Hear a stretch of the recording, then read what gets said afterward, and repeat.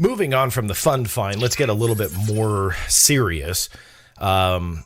This was about a 3 or 4 page paper that was written by astrophysicist David Spergel. It looks like it was not distributed publicly at quick glance, although some of you internet sleuths out there, again, may be able to find this somewhere. At quick glance, I did not see it. So I believe that this was an internal, or at least something that was distributed a little bit more privately by this astrophysicist on his thoughts on UFOs. Now, it's not every day that you see somebody of his credentials talking about UFOs and mentioning aliens, which I'll get into in a minute.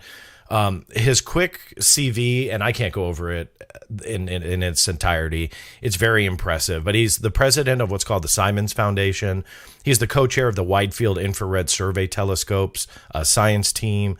He's a Charles Young Professor of Astronomy, emeritus on the Class of 1897 Foundation at Princeton University, and it goes on and on. His background is incredible.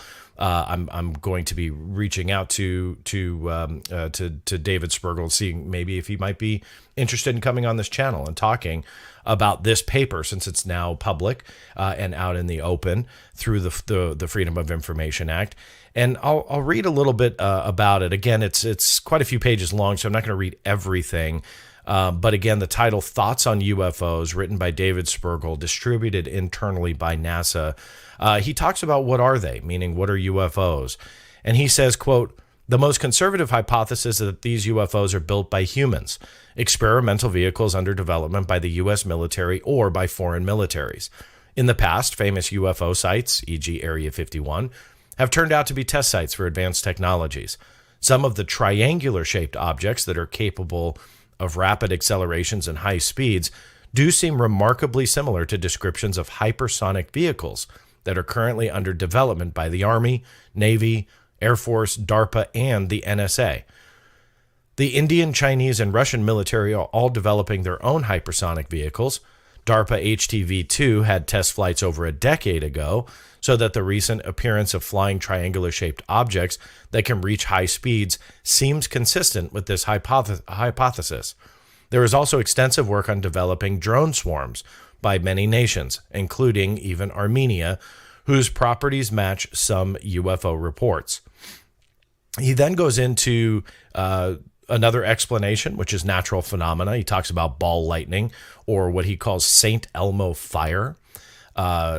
Moving ahead on the paper, this is where he talks about the most interesting, and this is actually how he terms it, the most exciting hypothesis is that some of the UFOs are extraterrestrials visiting the Earth and studying the planet in its life forms. Aliens capable of interstellar space travel are not likely to be using technologies that are familiar to us, e.g. solar sails or hypersonic air-breathing vehicles. They would only be detectable if they wished to be seen. For example, they would likely want to miniaturize their probes and not likely to have familiar-looking vehicles. Given astronomical timescales, alien life is likely either a billion years less advanced than human life or a billion years more advanced technologically. As Clarke's third law states, any sufficiently advanced technology is indistinguishable from magic. So he talks about the alien hypothesis, again, not something that you see every day in connection to UAPs or UFOs from astrophysicists, astronomers, astrobiologists. Generally, they stick with life way out there, not down here. So for them to start talking about that in these types of internal papers, very encouraging. It was very interesting for me to see. Again, I won't read everything to you, but in his paper, he also talks about the observables and essentially asking the questions where they come from, what is their duration, the amplitude, the acceleration, the velocities, how frequently are the events, so on and so forth. And he talks about that scientific approach on how to look at the UAP issue and try and solve it. So a very interesting paper. I would for those interested, download it and read it in its entirety.